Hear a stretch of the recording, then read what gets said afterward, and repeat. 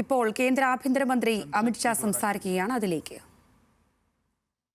वो चर्चा में 75 साल की देश की गौरव यात्रा, विकास यात्रा और उपलब्धियों की भी चर्चा होनी थी।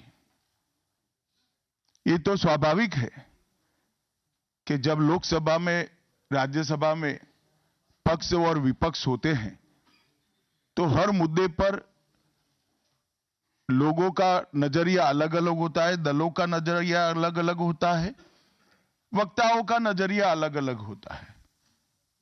मगर संसद जैसे देश के सर्वोच्च लोकतांत्रिक फोरम में जब चर्चा होती है तब इसमें एक बात कॉमन होती है कि बात तथ्य के आधार पर होनी चाहिए और बात सत्य के आधार पर होनी चाहिए।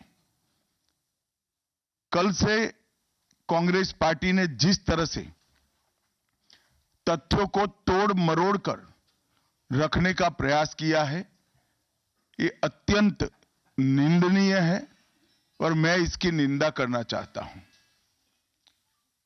ये क्यों हुआ?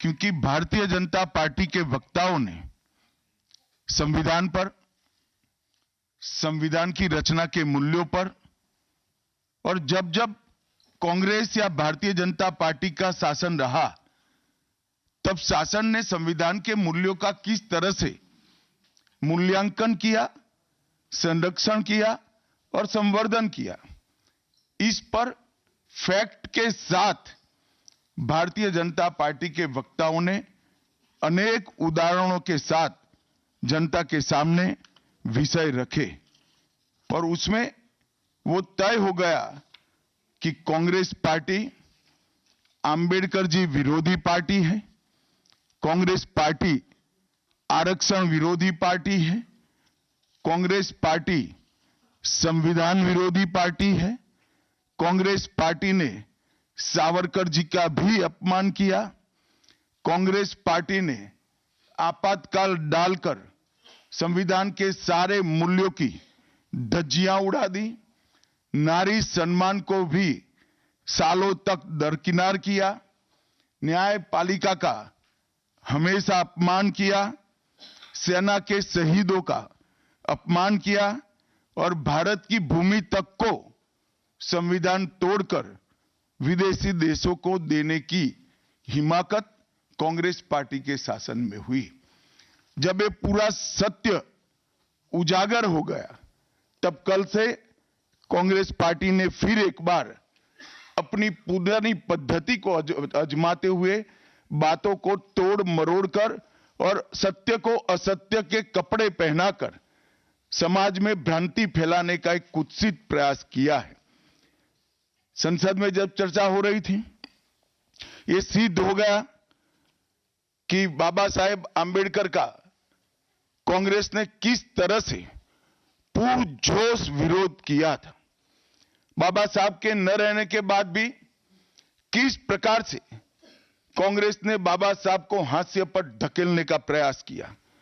जब संविधान सभा अपना काम कर चुकी, चुनाव हुआ 1951-52 में और 54 में, दोनों बार कांग्रेस ने बाबा साहब को हराने के लिए कोई कसर नहीं छोड़ी। यहां तक कि फ्रेंडली चुनाव होता है, स्पिरिट वाला चुनाव होता है, ऐसा चुनाव भी नहीं था। विशेष प्रयास किया गया और वो उनकी हार को सुनिश्चित किया गया। जहां तक भारत रत्न देने का सवाल है, कांग्रेस के नेताओं ने कई बार खुद ही अपने आप को भारत रत्न दिए हैं। 55 में नेहरू जी ने खुद को भारत रत्न दे दिया, 71 में इंदिरा जी ने खुद को भारत रत्न दे दिया और 1990 में बाबा साहब को भारत रत्न तब मिला जब कांग्रेस पार्टी सत्ता में नहीं रही और भारतीय जनता पार्टी के समर्थन वाली सरकार थी। 1990 तक कांग्रेस पार्टी बाबा साहब को भारत रत्न न मिले इसका बड़े जतन से प्रयास करती रही, यहां तक कि बाबा साहब की जयंती को भी, 100वीं जयंती को भी मनाने का मना ही कर दिया गया। नेहरू जी की, आंबेडकर जी के प्रति नफरत जग जाहिर है। नेहरू जी की खुद की किताब selected works of Jawaharlal Nehru second series volume 16, इसके भाग 2 की पृष्ठ संख्या 532 पर एक पत्र का उल्लेख है, जब बीसी राव ने नेहरू जी को पत्र लिखकर कहा कि अंबेडकर जी मंत्रिमंडल से इस्तीफा देकर जाने का मन बना रहे हैं, तब नेहरू जी का ये जवाब था, अंबेडकर के जाने से मंत्रिमंडल में कोई फर्क नहीं पड़ने वाला है। अंबेडकर जी के महान योगदान का मूल्यांकन जवाहरलाल जी किस तरह से करते थे, इससे बड़ा कोई उदाहरण नहीं हो सकता। जब पंडित जी की एक और किताब को पढ़ते हैं, लेटर टू चीफ मिनिस्टर में एक उल्लेख है, बंबई के मेयर ने एक पत्र में बाबा साहब के अंबेडकर के जन्मस्थान मऊ में उनका स्मारक बनाना चाहिए, ऐसा सुझाव दिया। 18 जून 1959 को पंडित जी ने कहा, सरकार के लिए स्मारक स्थापित करना बिल्कुल सामान्य बात नहीं होगी। आमतौर पर स्मारक निजी पहल से किया जाता है। अपने परिवार के चाहे कोई भी सदस्य हो, नेहरू जी हो, इंदिरा जी हो, संजय गांधी हो, राजीव गांधी हो, कई सारे लोगों के लाखों स्मारक देश के अंदर बनाने वाले परिवार के मुखिया कहते हैं कि आमतौर पर निजी पहल पर स्मारक बनाया जाता है, क्योंकि ये स्मारक B.R. आम्बेडकर जी का था। मित्रों, जब एक दूसरा उदाहरण मैं देना चाहता हूं, एक सर्वदलीय मंत्रिमंडल, पहली देश की कैबिनेट बनी जिसमें बाबा साहेब आम्बेडकर भी सदस्य थे, नेहरू जी प्रधानमंत्री थे। नेहरू जी की किताब selected works of Jawaharlal Nehru में एक और उल्लेख आता है, नेहरू जी के आश्वासन के बावजूद आम्बेडकर जी को कोई महत्वपूर्ण विभाग नहीं दिया गया, और ये स्पष्ट इसके अंदर उल्लेख है कि सरकार की नीतियों, विशेषकर विदेश, रक्षा और अनुसूचित जाति और जनजाति से जुड़ी हुई नीतियां और 370 के खिलाफ आम्बेडकर जी थे। जब एक और कांग्रेस पार्टी है, बाबा साहेब आम्बेडकर का कोई स्मारक जब तक कांग्रेस सत्ता में रही बड़ा नहीं बना। जहां जहां विपक्ष की सरकारें आती गई, स्मारक बनते गए। भारतीय जनता पार्टी की सरकारों ने और नरेंद्र मोदी जी की सरकार ने बाबा साहब के जीवन के संबंधित पंच तीर्थ का विकास किया। मध्य प्रदेश में महू, लंदन में वो स्थान जहां बाबा साहब पढ़ते थे, नागपुर में दीक्षा भूमि, दिल्ली में महापरिनिर्वाण स्थान और महाराष्ट्र के मुंबई में स्थित चैत्य भूमि का विकास करने का काम भारतीय जनता पार्टी की सरकारों ने किया। 19 नवंबर 2015 को नरेंद्र मोदी जी ने अंबेडकर जी के सम्मान में 26 नवंबर को संविधान दिन घोषित किया। डॉक्टर अंबेडकर इंटरनेशनल सेंटर की स्थापना भी की। 2018 में प्रधानमंत्री नरेंद्र मोदी जी ने महापरिनिर्वाण स्थल पर डॉक्टर अंबेडकर स्मारक का उद्घाटन किया, जो लगभग 2 एकड़ में फैला है।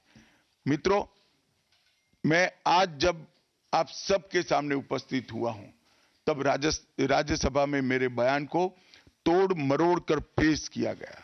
मेरा मीडिया के सभी मित्रों से आग्रह है, कांग्रेस ने सार्वजनिक जीवन में जो पद्धति की है कि बयानों को तोड़ मरोड़ कर पेश करना, हो हल्ला मचाना और भ्रांति खड़ी करना। पहले उन्होंने नरेंद्र मोदी जी के भी एडिटेड बयानों को सार्वजनिक किया। चुनाव जब चल रहा था, मेरे बयान को AI का उपयोग कर एडिट किया गया और पूरे देश में इसको प्रसारित करने का घृणित काम किया गया। और आज अंबेडकर जी के लिए मेरी बात को तोड़ मरोड़ कर वो पेश कर रहे हैं। मैं स्पष्टता के साथ कहना चाहता हूं, मीडिया को विनती भी करना चाहता हूं कि मेरा पूरा बयान जनता के सामने रखिए। मैं वो पार्टी से आता हूं जो पार्टी कभी अंबेडकर जी का अपमान नहीं कर सकती। पहले जनसंघ और फिर भारतीय जनता पार्टी ने हमेशा अंबेडकर जी के सिद्धांतों के आधार पर चलने का प्रयास किया है। जब जब भारतीय जनता पार्टी शासन में रही, अंबेडकर जी के सिद्धांतों का हमने प्रचार किया है। आरक्षण को और मजबूत करने का काम भारतीय जनता पार्टी ने किया है। इन्होंने जिस प्रकार से आरक्षण को भी विरोध किया वो भी हम सब जानते हैं। पिछड़ा वर्ग आयोग, काका साहेब कालेलकर आयोग, കോൺഗ്രസ് നടപടികളെ അപലപിക്കുകയായിരുന്നു അമിത്ഷാ. അംബേദ്കർ വിരുദ്ധ പാർട്ടിയാണ് കോൺഗ്രസ് എന്ന് അമിത്ഷാ പറഞ്ഞു വെക്കുന്നു. കോൺഗ്രസ് സർക്കാരുകൾ അംബേദ്കർ സ്മാരകങ്ങൾ നിർമ്മിക്കാൻ മുൻകൈയെടുത്തില്ല, രാജ്യസഭയിലെ തന്റെ പ്രസംഗം അടർത്തിയെടുത്ത് ദുരുപയോഗിച്ചു തുടങ്ങിയ ആരോപണങ്ങളും അമിത്ഷാ ഈ ഘട്ടത്തിൽ പറയുന്നു.